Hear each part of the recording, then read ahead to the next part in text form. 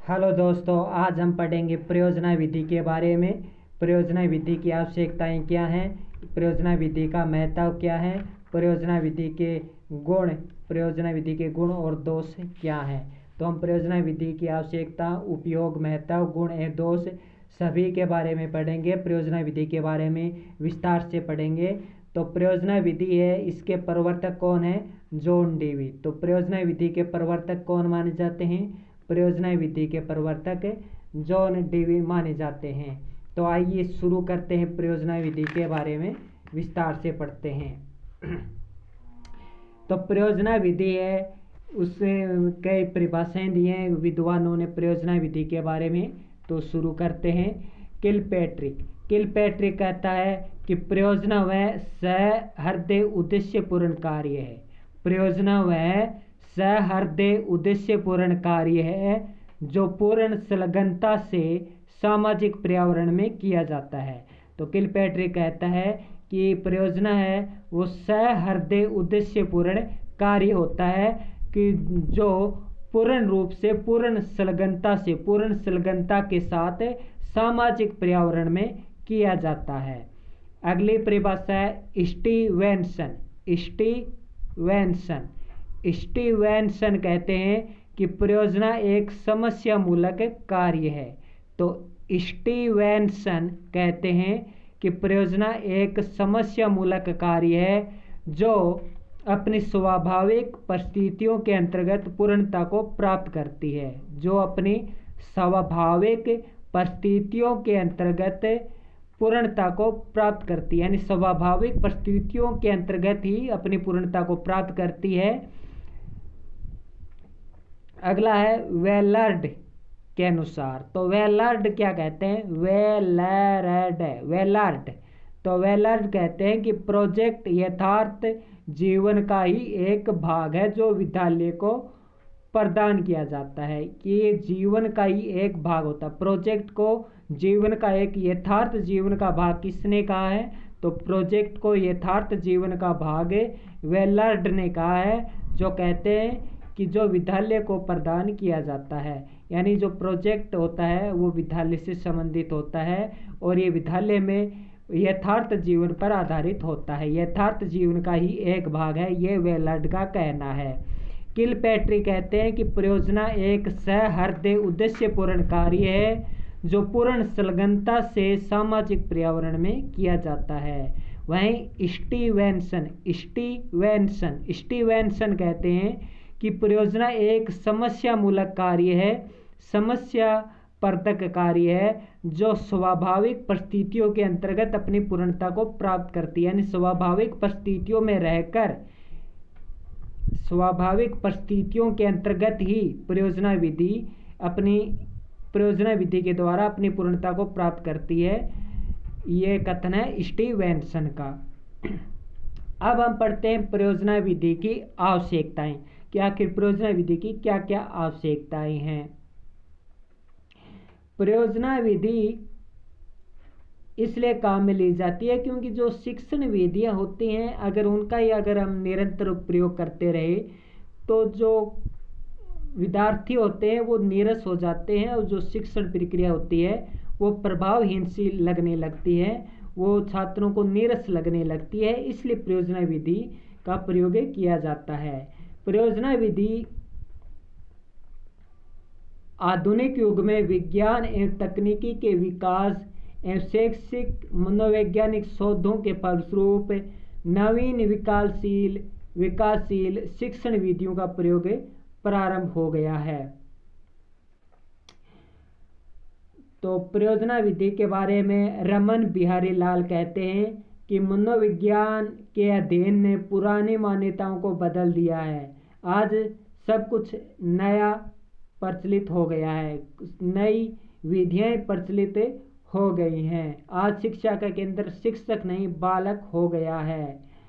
आज बच्चे स्वयं करके सीखने पर जोर देते हैं, स्वयं करके सीखते हैं। अध्यापकगण केवल पथ प्रदर्शक का ही कार्य करते हैं। अतः परियोजना जैसी विधि द्वारा हिंदी शिक्षण को प्रभावशाली बनाने की आवश्यकता है। इस विधि यानी परियोजना विधि का प्रयोग निम्न बिंदुओं को ध्यान में रखकर किया जाता है, जैसे परिस्थितियों का निर्माण, समस्या का चयन, योजना निर्माण, योजना का क्रियान्वयन, मूल्यांकन आदि।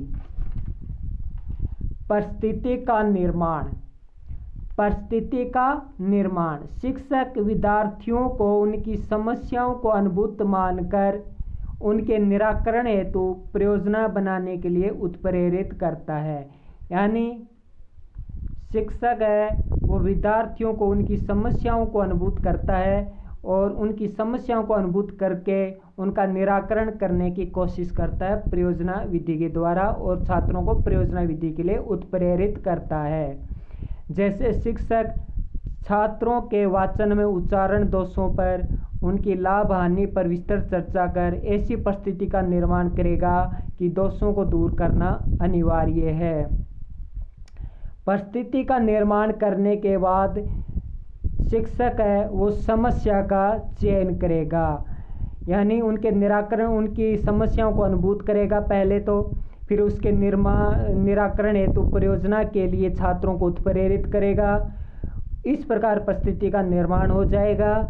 इसके बाद समस्या का चयन किया जाएगा।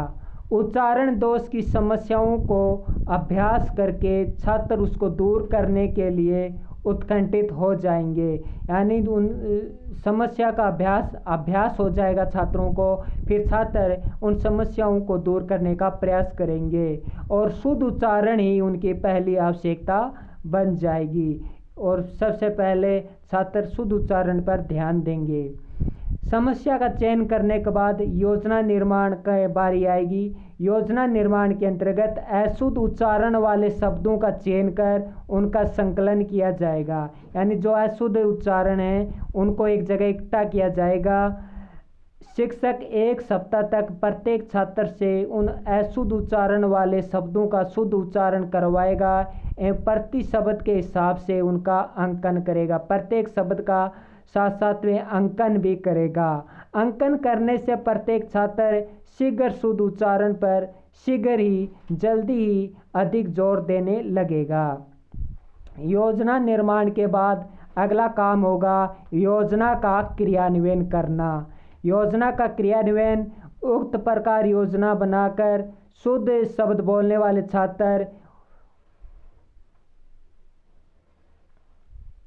उक्त प्रकार योजना बनाकर शुद्ध बोलने वाले छात्र से भी उसकी तुलना की जा सकती है, जिससे उसे शुद्ध बोलता देखकर स्वयं इस शुद्धता पर अधिक ध्यान देगा। योजना के क्रियान्वयन के अंतर्गत क्या होगा कि एक छात्र शुद्ध बोल रहा है तो उस छात्र का दूसरा छात्र भी अनुकरण करेगा और इस प्रकार वो भी शुद्ध बोलने लग जाएगा। मूल्यांकन। अब मूल्यांकन कैसे होगा? शिक्षक प्रत्येक छात्र से अशुद्ध उच्चारण वाले शब्दों का शुद्ध उच्चारण करते वक्त उनका अंकन करेगा कि कौन सा शब्द बच्चा कितने इस प्रकार से किस प्रकार से बोल रहा है, किस प्रकार से उसका उच्चारण कर रहा है, शुद्ध बोल रहा है या नहीं बोल रहा है। प्रत्येक शब्द का वो शिक्षक अंकन करेगा, जिससे पता लग सके कि छात्र ने कितनी अधिक शुद्धता से भाषा का प्रयोग करना सीखा है, और सबसे अधिक शुद्ध बोलने वाले छात्र की प्रशंसा की जाएगी ताकि दूसरे छात्र भी मोटिवेट हो सके। अगला, अब हम देखेंगे कि भाषा की शिक्षा किस प्रकार होनी चाहिए। लिखित कार्य और मौखिक कार्य। तो लिखित कार्य किस प्रकार होता है? निमंत्रण पत्र लिखना, भाषण तैयार करना, विजयदशमी, होली, दीपावली पर निबंध लिखना। मौखिक कार्य में जैसे भाषण पढ़ना, रामायण, मानचित्र इनका पाठ करना, धार्मिक शिक्षाएं देना, धन्यवाद ज्ञापन के शब्द पत्र लिखवाना आदि कार्य होंगे। अब हम पढ़ेंगे परियोजना विधि की क्या आवश्यकताएं हैं, क्या महत्व हैं और उसके गुण दोषों के बारे में हम पढ़ेंगे। तो परियोजना पद्धति का मूल आधार डीवी की विचारधारा है। पद्धति के रूप में इसके निर्माण तथा विकास का श्रेय किलपेट्री को जाता है। तो परियोजना विधि की आवश्यकताएं। हिंदी शिक्षण में अभी तक परंपरागत शिक्षण विधियों का प्रयोग ही चला आ रहा है, जिससे क्या है कि जो शिक्षण है वो नीरस और प्रभावहीन हो गया है। अब आधुनिक शिक्षण विधियां प्रचलित में आ गई हैं, जैसे निर्देशित स्वाध्याय प्रणाली, डाल्टन योजना, परियोजना पद्धति, बालोद्यान शिक्षण पद्धति, यानी बालकों को उद्यान में ले जाकर उनका शिक्षण सिखाना उन्हें, मोंटेसरी पद्धति, खेल द्वारा शिक्षा देना, सूक्ष्म अध्यापन प्रणाली आदि नई विधियां आ गई हैं।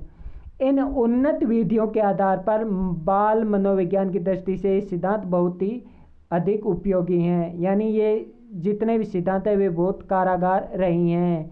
करो और सीखो, क्रियाशीलता का सिद्धांत आदि भी बहुत ही उपयोगी साबित रही हैं। जो शिक्षण विधि विद्यार्थियों को अधिकाधिक सक्रिय एवं क्रियाशील रख सके, वहीं अधिगम की दृष्टि से उत्तम मानी जाती है। अब महत्व। मनोवैज्ञानिक सिद्धांत करो और सीखो के आधार पर छात्रों को स्वयं सीखने का अवसर प्राप्त होता है, जिससे उनमें विषय के प्रति अधिक रुचि, उत्साह और आत्मविश्वास पैदा होता है। यानी परियोजना पद्धति का पहला महत्व यह है कि इसमें छात्रों को करो और सीखो के आधार पर निर्देशित किया जाता है। छात्र स्वयं करके सीखते हैं, उनमें स्वावलंबन की भावना सुदृढ़ होती है और उनको स्वतंत्रतापूर्वक कार्य करने का अवसर मिलता है। यानी उसे शिक्षक टोकते नहीं हैं, रोक नहीं लगाते, स्वतंत्रतापूर्वक कार्य कर सकते हैं अपनी मर्जी से। योजना विधि द्वारा छात्र स्वयं प्रयोग करके उपकरणों आदि के द्वारा मापन के आधार पर हिंदी शिक्षण के तथ्यों, उच्चारण, वर्तनी, अशुद्धियों, संप्रतियों एवं परिस्थितियों का ज्ञान प्राप्त करते हैं। यानी छात्र उपकरणों के मापन के आधार पर उपकरणों की सहायता से योजना विधि में स्वयं प्रयोग करते हैं। उपकरणों का स्वयं प्रयोग करके उच्चारण, वर्तनी, अशुद्धियाँ, संप्रति, परिस्थितियों आदि का ज्ञान उपकरणों के माध्यम से प्राप्त कर लेते हैं। उनमें अधिगम है वो इन उपकरणों की सहायता से सरल, सुबोध और रोचक हो जाता है, और ज्ञान है वो स्थायी बन जाता है। और छात्र हैं उनके जो कठिनाइयाँ, उनका तत्काल कठिनाइयों का निवारण हो जाता है, क्योंकि छात्र स्वयं उपकरणों का प्रयोग करके सीखते हैं। उनमें स्वतंत्रतापूर्वक कार्य करने की आज़ादी हो जाती है, स्वावलंबन की भावना सुदृढ़ हो जाती है इसके कारण, और वो इन विभिन्न उपकरणों की सहायता से उच्चारण, वर्तनी, अशुद्धियों, संप्रतियों और परिस्थितियों का ज्ञान प्राप्त कर लेते हैं। छात्रों में स्वाध्याय की प्रवृत्ति का विकास हो जाता है। शिक्षक के निर्देशन में शिक्षण प्रक्रिया में छात्रों का अधिक संभागता होता है, यानी छात्र अधिक से अधिक भाग लेते हैं। शिक्षक एक निर्देशन के रूप में कार्य करता है। व्यक्तिगत विभिन्नताओं के कारण छात्रों को विभिन्न अपनी गति से सीखने की सुविधा मिलती है। परियोजना विधि का एक लाभ यह भी है कि छात्रों में व्यक्तिगत विभिन्नताओं के आधार पर छात्र स्वयं अपनी मर्जी से अपनी गति के अनुसार सीख सकते हैं। वर्ग या समूह में कार्य करने से उनमें सामाजिक गुणों का विकास होता है। अब हम देखेंगे गुण। परियोजना विधि बालकों के सर्वांगीण विकास जैसे आत्मविश्वास, आत्मनिर्भरता, सामाजिक गुण, सौंदर्य अनुभूति, नेतृत्व, भावात्मक स्थिरता आदि में सहायक है। इसके साथ ही रुचियों, मनोवृत्तियों, चेष्टाओं का भी छात्रों की चेष्टाओं का, मनोवृत्तियों, रुचियों का भी ध्यान रखा जाता है। उनकी जिज्ञासा, संग्रह, रचनात्मक, अन्वेषणात्मक प्रवृत्तियों का भी पोषण होता है। उन्हें सीखने के अवसर मिलते हैं। इस प्रकार कहा जा सकता है कि परियोजना विधि एक मनोवैज्ञानिक पद्धति है, क्योंकि इसमें छात्रों को अपनी इच्छा अनुसार सीखने का मौका मिलता है। साथ ही उनकी रुचियों, मनोवृत्तियों का भी ध्यान रखा जाता है। साथ ही वे अन्वेषण और रचनात्मक तरीके से सीखते हैं। इस प्रणाली द्वारा बालकों में चिंतन, तर्क, निरीक्षण, अन्वेषण का तो विकास होता ही है, साथ में निर्णय लेने की शक्ति का भी विकास होता है। यह विधि करके सीखने पर आधारित है। इसमें अध्यापक और छात्र दोनों ही क्रियाशील रहते हैं।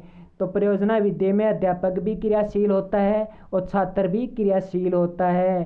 छात्रों में सृजनात्मक और क्रियात्मक प्रवृत्तियों का विकास होता ही है, साथ में अपने वास्तविक जीवन की समस्याओं का सुलझाने का परीक्षण भी प्राप्त हो जाता है।